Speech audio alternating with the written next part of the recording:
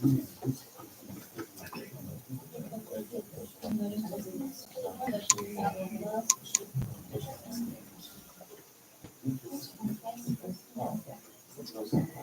and friends, we'd encourage you to please find a seat as services for Vladimir will be beginning here in just a few minutes. Thank you.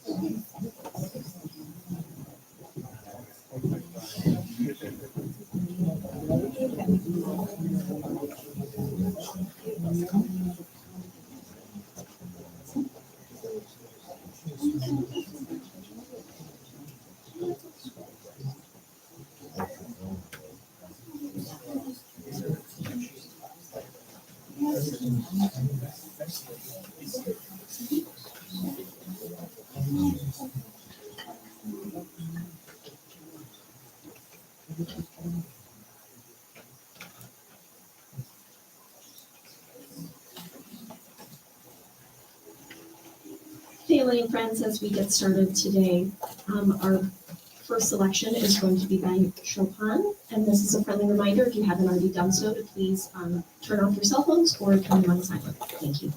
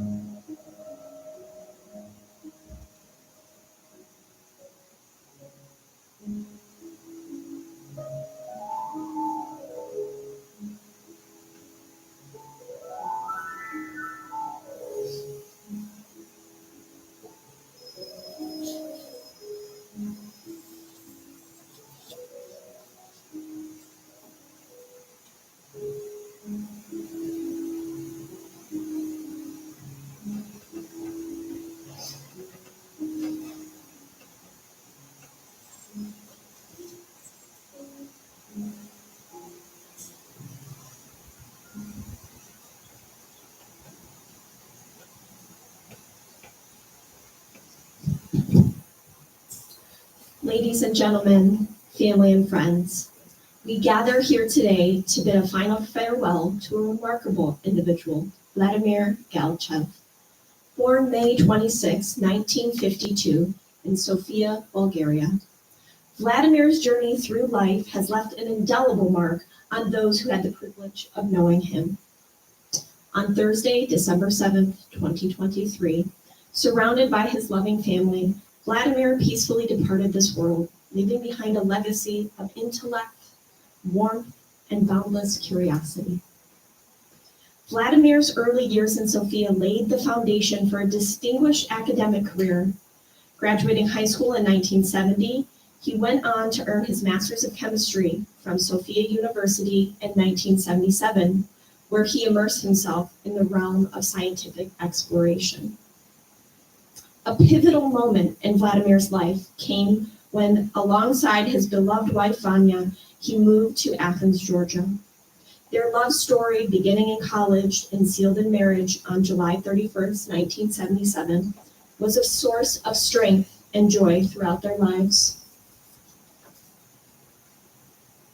The family's relocation to Georgia marked the start of their permanent residence in the United States. Vladimir contributed significantly to the academic landscape here in Michigan.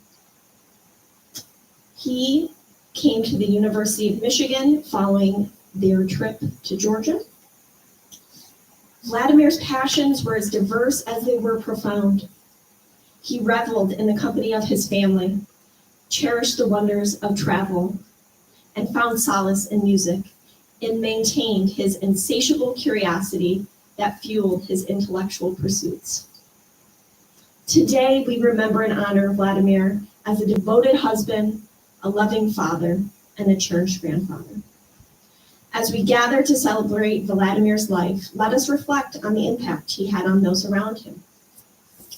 Following our ceremony today, a luncheon will be held at Stone Chalet, bed and breakfast in an event center here at Ann Arbor.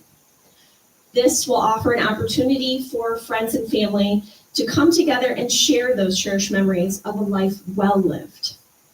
In the spirit of Vladimir's passion for exploration and knowledge, let us celebrate the profound impact he had on our lives and carry his memory forward with the same boundless curiosity that defined his joy. Thank you all so much for being here today and supporting the Galchev family and their time of need. I'm going to start today's service by reading an excerpt from the book and movie, The Little Prince. In this scene, the Little Prince, as well as another main character, are speaking. People have stars, but they're not all the same. For those who travel, the stars are guides. For others, they are nothing but little lights. For others who are scientists, they are problems. For my businessmen, they were gold. Those stars are all silent. But you will have stars that are completely different. What do you mean? Asked another character. When you look at the sky at night, because I'll be living on one of them, because I'll be laughing on one of them. To you, it will sound as if all the stars are laughing. You will have stars that can laugh. And he laughed again. And when you have found consolation, as people always do, you will be glad to have known me. You will always be my friend. You'll want to laugh with me, and sometimes you will open your window just like that for the pleasure, and your friends will be astonished to see you looking at the sky and laughing. You'll say to them, yes, the stars have always made me laugh, and they'll think you're mad. What a mischievous trick I'll have played on you. I really feel that is every time that we go outside and we look up at those stars, the memories of our loved ones are there for us. And we know that they're down looking upon us and laughing. I'd like to invite the family forward for a time of sharing. Vanya, if you'd like to come forward.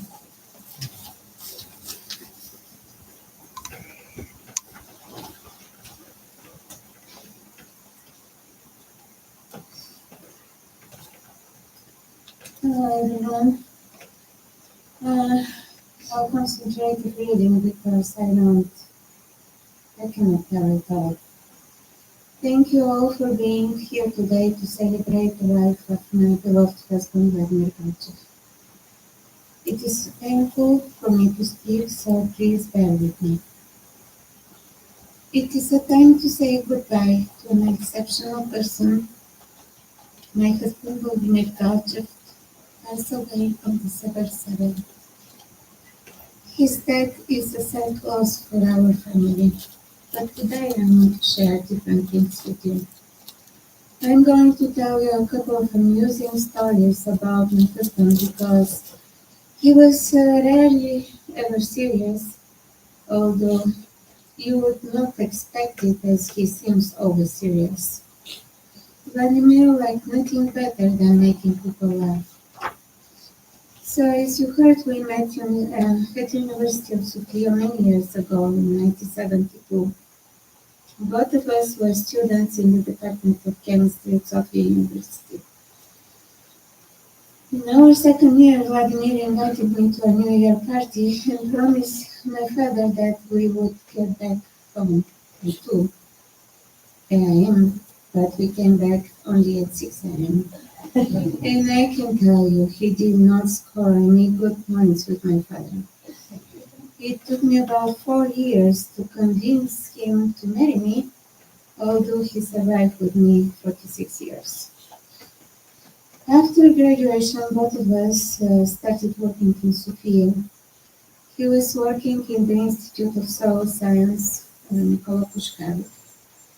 And several years after his scientific career, he decided to join the Foreign Service, which ultimately led him to be posted as a scientific advisor with the Bulgarian embassy in Washington, D.C.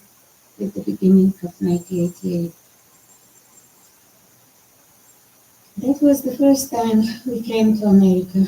He was assisting all young people who were coming to US for further studies. The good news was that we were also young, their age, and it was a time when we made a lot of friends. Since most of all these people did not have a lot of money, Vlado helped them and he made our apartment in Washington, D.C. Vladimir's Inn. We enjoyed their friendship and explored D.C., the neighboring towns, and of course the museums. In 1990, I was offered a postdoc position at the University of Georgia, where we both worked for 4 years. Vladimir had wonderful technical skills and put people to job in the lab of Dr. Erickson. Once Dr. Erickson car was having some problem, and since everyone knew that Vladimir can do anything with different instruments and cars, Erickson asked him to take a look. Of course, there was nothing wrong with the car. Erickson just forgot to turn something on. When I asked Vlado, "Are you going to tell Dr. Erickson that nothing was wrong?" He said, "No. I cannot ruin my reputation, and I'm going to tell him that it was a difficult repair, and I did it." Then I asked him, why did it take you too long to stay in the car? And the answer was, "I was just listening to music." Later in our fourth year, Dr. Erickson offered him the position of director of ITER experimental station, but at that time we did not have permanent status, and I was already in the process of moving to University of Michigan, and he said no to Dr. Erickson. He said no many times during his career to a lot of those prospects he had, always giving priority to the best for our family. He did not want to disturb our son's studies since he was in good school here in Ann Arbor, and for Vladimir it was more important than his career. While in Ann Arbor, Vladimir moved several times back and forth between the university and several startups. For example, he worked for the Monostatin Research Institute, developing novel markers to detect breast cancer, and genomic solution developing targeted gene expression tools.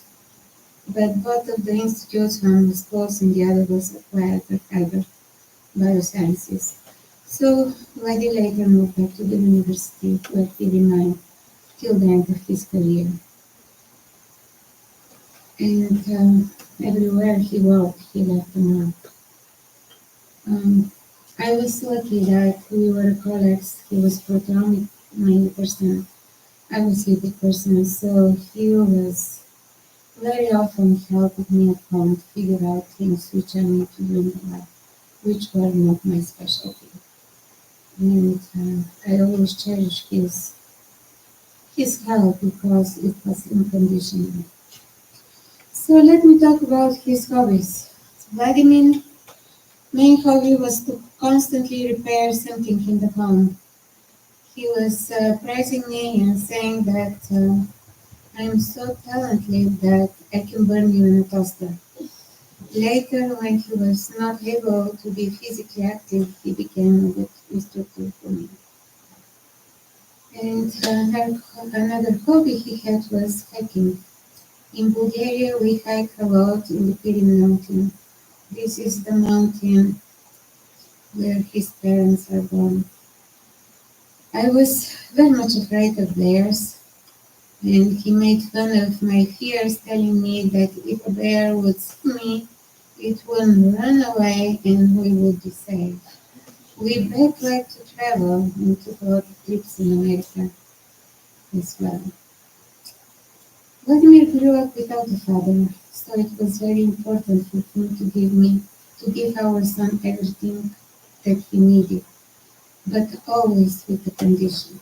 For example, you will get the computer you want, but you have to get an A in all your subjects.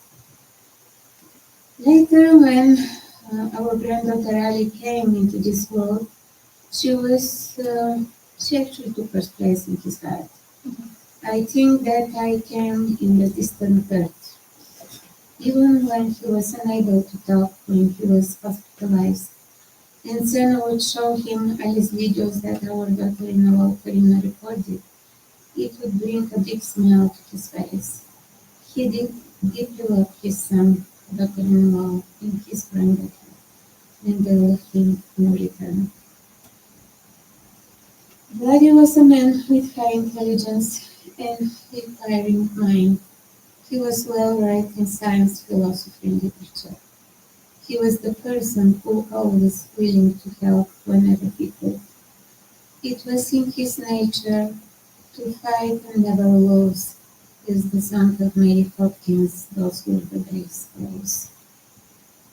Charismatic, enigmatic, Vladimir, my husband, will live in our memories forever. God bless him.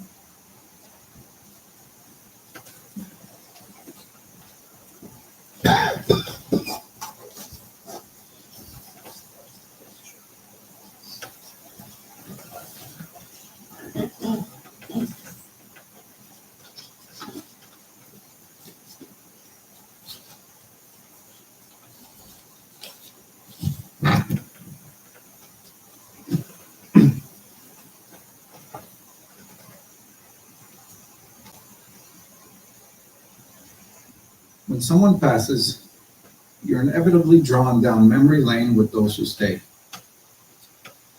The brief respite from grief is like a cold, fresh creek flowing through the seemingly limitless desert plain.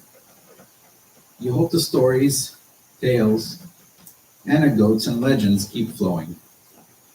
You even find intimacy with the person you lost as you learn things you did not know or about experiences you did not share.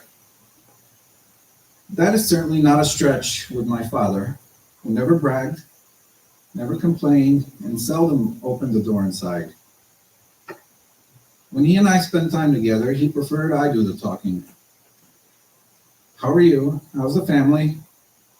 How's your work? And more common these days, how is Allie, his precious granddaughter, and reason for being of late? Even in the last 12 days, confined to a hospital bed, often staring out and likely seeking peace with the inevitability of the circumstances, he would command me to get out of here, take care of your family, and take care of Allie. You have no business here. So it comes as no surprise that I learned his nickname in college amongst his friends and classmates was Fairy. A chemist by training and having studied at the University of Sofia, his friends and colleagues, mostly coming from the same or similar background, had used Fe, the symbol denoting iron in the periodic table, as the root of his name. Why or what the background, I've yet to learn, but it makes perfect sense to me. My father was a stabilizing force, like the inner iron structure of a building. He supported our family from the inside.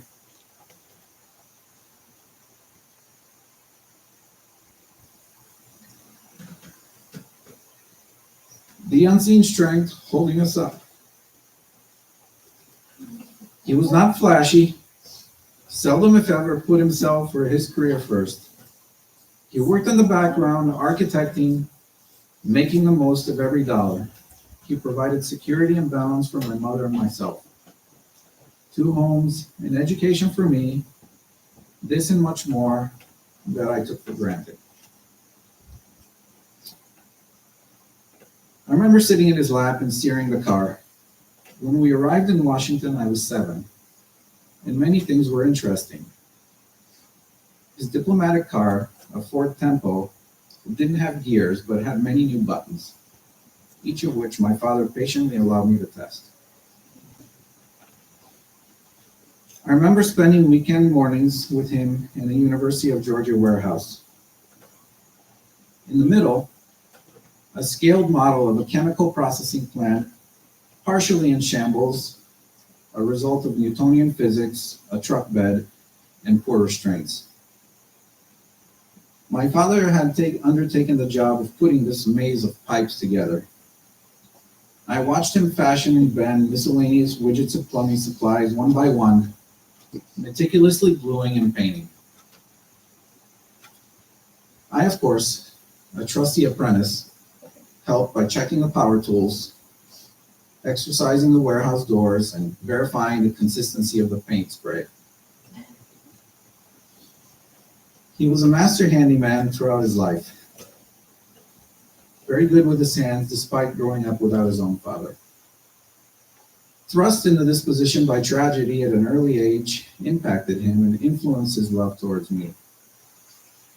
Beyond providing in the everyday spoils, my best interest was always at the forefront of his deliberations. Of course, children are like mercenaries whose sole purpose is to seek out weakness. And if pressed to say, I likely took advantage of his love from time to time. I remember canoeing at dusk in the musty Georgia summer. Cooler, full of beer and soda, and fishing rods in tow. In fact, I remember many fishing trips, some successful, and some merely legendary. I remember the road trips, the smell of the hot vinyl seats of our Mercury, and my mother's saran-wrapped homemade sandwiches. I remember the concerts we shared, the weekend soccer, working on the cars together, and laying the flooring of our home's addition.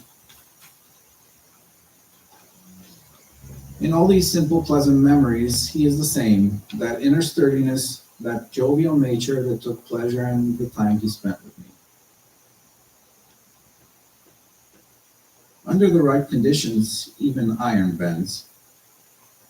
I have only seen tears in my father's eyes once throughout his life, my life. When Karina and I told him he was going to be a grandfather.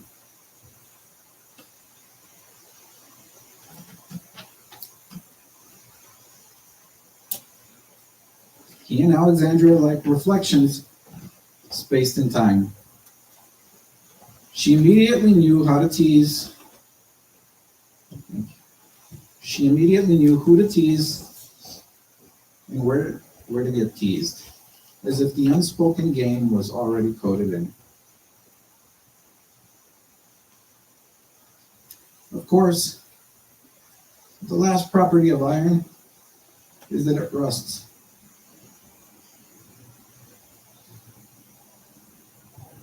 Even when rusting, iron is very strong for a very long time. Rust does not weaken iron immediately. It rusts and rusts, but eventually gives away.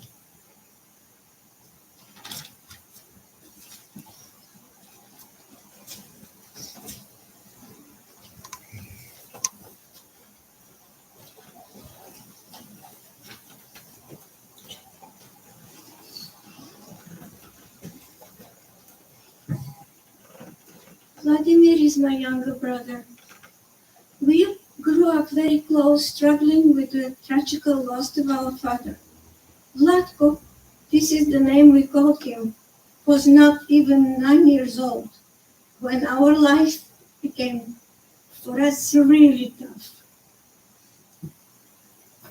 Growing up, we learned to survive together and to rely on each other. Although younger than me, he was my closest friend, my confidant, and with his amazing sense of humor, Vlatko always managed to cheer me up at times when I was losing my confidence and was ready to give up. When we grew up and life happened, pulling us in different places, he was with me at times of loss and moments of joy. He loved very much my husband and my kids. I remember when me and my husband were still in Moscow for the defense of my doctorate, he took care of my daughter for 3 weeks, and she was 3 years old, because the grandmothers were all away at the time. He was next to me when I lost my husband, and we were together saying goodbye, the last goodbye to our mother. They're not words strong enough to comfort. There is nothing that can feel the loss. So I will end with the words of Bruce Coville.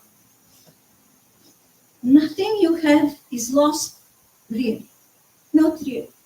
Things, people, they always go away, sooner or later. You can't hold them any more than you can hold moonlight. But if they have touched you, if they are inside you, then they stay with you.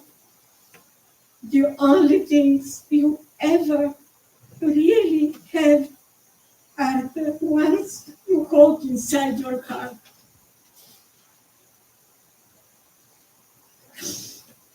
Have a safe trip, little brother.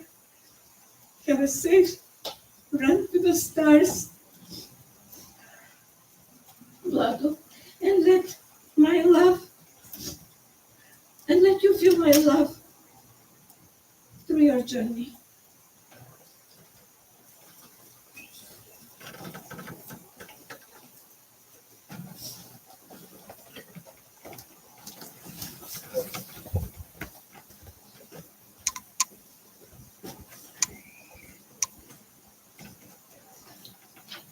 Hello everyone. This morning when we left Lexington to come here, I have this inexplicable warm feeling in my stomach of love and excitement that we're coming to Michigan, to Vanya and Vlado. And then I realized that we're coming to say goodbye. Because Vanya and Vlado have been such a constant fixture in our life for more than 35 years. They were for us the family in America that we left our real family in Bulgaria. So it was hard to believe that one of them is gone. Vlado was a really true Renaissance man. Even at the time when the internet was not invented, even less so Google or ChatGPT, he knew everything. He knew so many things, some of mundane significance for everyday life, others like a really complex concepts for international politics, for art, for music, for science. So it was always interesting to talk with him. And he was very generous with his knowledge, because he never hesitated to give his best advice when asked. And the best advice is the educated. It's an advice of a smart man. And my family has benefited a lot from his advices in the initial years when we settled here in the United States, in Georgia, 33 years ago. Another thing that I think was my husband always says that the true friend is the one that will come to push your car or move your furniture, even when he has absolutely no time to do it. And Vlado was this friend. He will inconvenience himself just to help you. But as we all know, friendship is not solely about helping each other. Friendship is also about loving each other, having fun together, spending nice time. And this Vlado was the best. The many dinners at Christmas, Thanksgiving, and other non-official holidays we have together, they were never boring. Vlad was not only the master of the barbecue, he was also the master of the dinner table. He will have the most entertaining discussions. He will show the smartest humor. So these things I will miss dearly. And when saying goodbye, I just would like to say that Vlado will be forever in our hearts. We will miss his charming smile, his unruly spiky blonde hair. So I'm saying Godspeed. And who knows, maybe in another world, in a parallel universe, we will meet again. Who knows?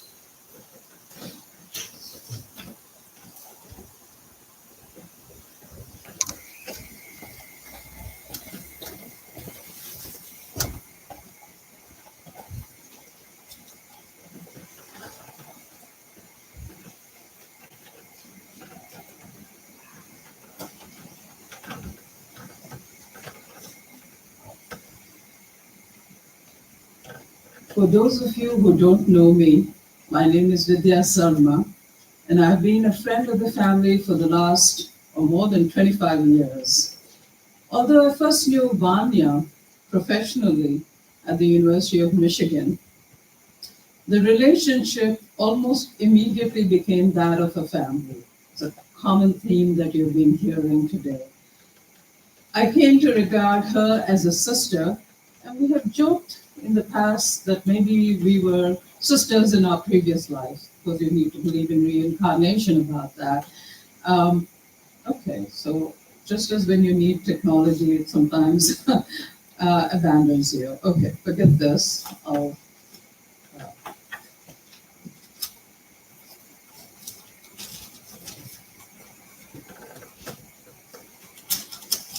Sorry about that. So, like I mentioned, that I came to regard Vanya as a sister, and through Vanya, Vladimir as a beloved brother-in-law. And as any brother-in-law would, Vladimir helped me in ways too numerous to detail here, especially after I bought a home on the northeast side of Ann Arbor. I sought Vladimir's help in something as simple as buying a printer for my home or changing a light bulb that I could not reach in my house. Obviously, I took advantage of his being tall. I know I could count on Vladimir to give me prompt and correct advice. He was always gracious and patient in any help he gave me, and I knew I could count on him. He was a quiet and reticent man. Sano kind of talked about it in terms of asking him questions rather than talking himself, with a droll sense of humor. Again, Vanya brought up the point about a bear being scared of her, and therefore she was safe. I can't fathom that, but go figure. So she referred, I always appreciated Vladimir teaching me the geopolitics of the Bulgarian region at our dinner get-togethers while gently correcting Vanya's assertions. Vanya, Sano, Zoya, and friends of the family, I too grieve with you, but would like to share something that Hindus believe in. A soul only resides in our body, and while the body is destructible, the soul is immortal. So too, Vladimir will continue to be in our hearts. Having said that, I do know it is not easy to bear the loss, and I will not say time will heal. But sharing memories with friends and family will surely bring solace with time. I'm sure that is what Vladimir would have wanted for Vanya, Sano, Karina, and all his family and friends. Thank you.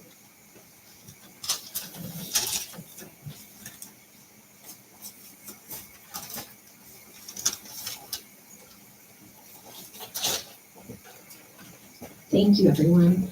We'd now like to open up the microphone if there's any friends or family members who would like to come forward and share a memory. I can bring the mic to you if the stand's a little intimidating.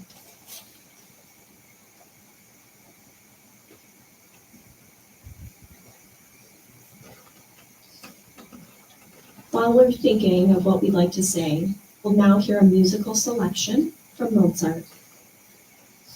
We'll have a second opportunity after the song for sharing.